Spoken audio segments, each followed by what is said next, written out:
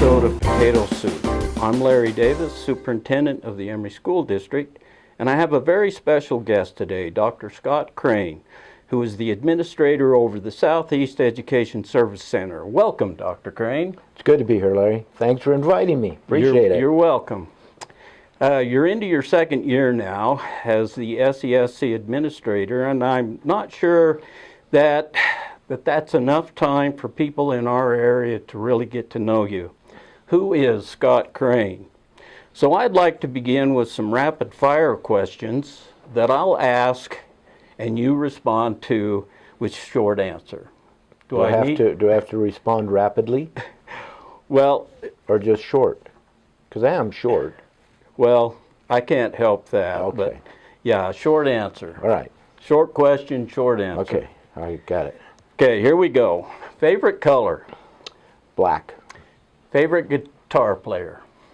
Eric Clapton. Favorite fruit? Peach. Gum or breath mint? Breath mint. Favorite Russian author? Alexander Solzhenitsyn. And I said that wrong. Well, at least you didn't say Boris and Natasha from No. Rocky and Bullwinkle. No, I like Solzhenitsyn. I just can't say his last name. Well, we'll work on that for a future broadcast. Okay, now I think everyone knows you a little bit better, so let's begin. First of all, please tell our Potato Soup friends what the Service Center does to facilitate education in our area. How does it help kids? And before you begin, I have to caution you that if you start to ramble, I'm going to have to cut you off. Okay, that's fair.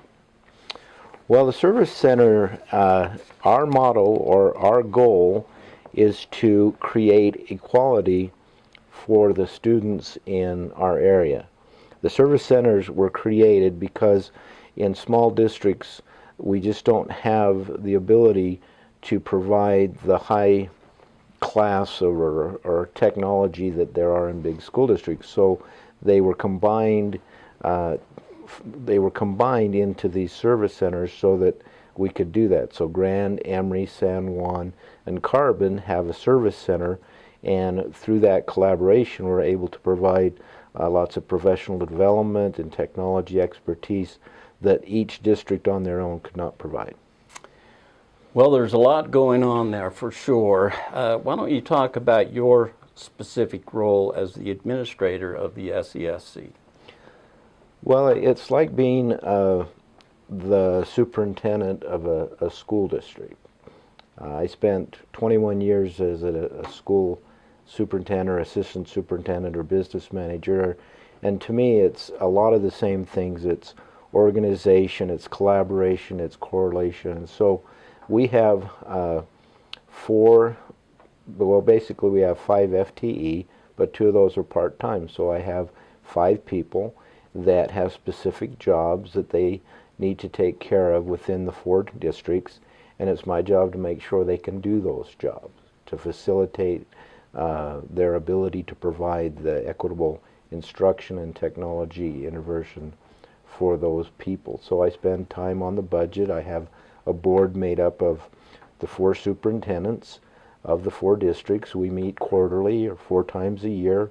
We discuss the budget, we discuss plans, and through those meetings, then I can help work and coordinate all the activities that the Service Center does. Okay, let's talk specifically about the annual Rural Schools Conference, which our viewers will be happy to know will be taking place in July at USU Eastern. And that's huge for us, right, Scott? Well, yeah, a big part of my job as a director is to work with the other Service Center directors to put on the URSA conference. For example, last year I contacted all the sponsors. We work on the curriculum, we get the presenters, we take care of all of the expenses for the URSA conference. And one of our discussions we were having is that it was quite costly in Cedar City for the last few years, especially in food costs. Right. So we began the discussion of maybe we needed to have that conference rotates. So this coming year, which I'm very excited about, we're going to have it at Price up at USU Eastern, and the year after that we'll have it at Richfield, and then it'll go back to Cedar. And what that allows us to do is showcase our districts and showcase Price. So we've got a wonderful opportunity, and I'm really looking forward to a couple of things. One is, I believe the community will be able to rally behind this conference and provide some things we've never been able to do. For example, I believe some of the businessmen in Price and Emory will want to, create different activities. For example, we could have them purchase the pool in Price for a night for a family activity, or the museum in Price, or go out to Hiawatha to the gun range and allow people to enjoy that and not have to pay for it. Right. Also, we can have some tours of the swell, a 9-mile canyon. There's just a lot of cool things that people don't realize that are in Price that we'll be able to do. Another thing is the cost is not going to be as expensive. The hotels don't cost as much as they do in Cedar.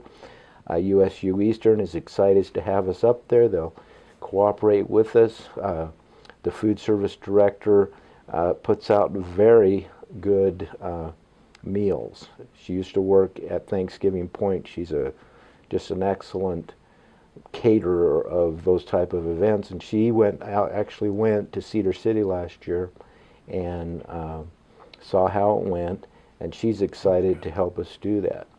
Another cool thing that we're going to have is we're going to have Superintendents of Rock come down and play one night for us, and we have the Culture Connection that'll be on Thursday night at Price, so there's going to be 2 or 3 activities, free activities like that people could have. Now, one thing that is very exciting for me is that Emory School District has always been the district that supports the URSA conference the most. They've always had True. the most attendees at that conference, and this is kind of like, hey, we appreciate that, a payback. We're going to have it in your backyard. So not to put a lot of pressure on you, Superintendent Davis, but we expect that number to be like 3 times what it's usually been, because it's 20 miles away. No excuses. No excuses. No excuses.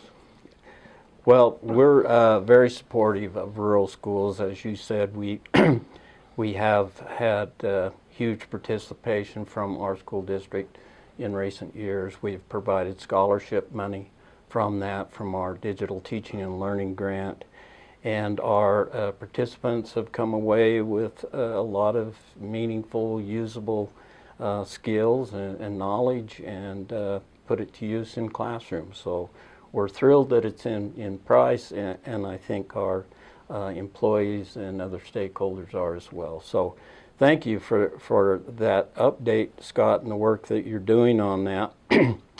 Finally, I'd like to go to the old mailbag, see if we have any letters. Oh, there is one. Look at that. This is viewer mail. This comes from a viewer right here in the district office who was asked to remain anonymous. Here's the question. Are you really a doctor, or is this something like Dr. Pepper or Doc Holliday or Dr. Dre? Dr. J, maybe, Dr. Seuss. So what's the deal, Scott? Yes, I really am a doctor. I have an educational degree, doctoral degree in educational leadership. When I was in my career, I've always strived to balance it in 2 ways. One, with study and research of educational curriculum and processes, and especially leadership, and then with experiences in actual schools where you use that experience. Yeah. So long time ago, I decided I wanted to be an administrator, and I went to ISU. It was a real struggle because back in those days we didn't have IVC classes, and I drove from Burley to Pocatello, Idaho. Go Bengals. It was an hour, 15 minutes each way. Drove there once a week, and went to classes from 7 till 10. then went back to work and coaching the next day. In the summertime, drive 4 times a week, farm at night. But anyway, I wanted to be an administrator because I felt like I could, you know, make more difference and change than I was able to as a teacher. So I did that, got a job in administration in Blackfoot, Idaho. I was an assistant principal at a middle school, assistant at the high school, principal of the middle school. Then I was pulled to the district office to be the secondary supervisor, business manager. Then I was assistant superintendent, the superintendent, and finally I retired from Idaho and became the superintendent of Grand County School District. And along that way, after I got my master's in administration, I got my ed specialist in Idaho. That was the degree you need to be a superintendent. Right. And then my children had grown. They were off going to college. I found myself at home watching a lot of TV, and I thought, you know, this is a time to go back and get my doctorate. So I called a good friend at ISU who had worked with me before. I thought that he would say, you're going to have to take 30 credits and do a lot of things. And he said, basically, with all the things I'd done up to that point, I had about 2 or 3 classes I had to take in my dissertation. And so I went back to school, finished my dissertation, and got my doctorate degree. And so you really are a doctor, and we we are the beneficiaries of your vast experience and your education. So thanks, Dr. Crane, for being with me today and for all the work you're doing in the Service Center. It is getting to kids, and we appreciate that. And let's all get behind this 2019 Rural Schools program coming to Price in July. And so until the next potato soup, this is Superintendent Davis signing off. Thank you. Good job.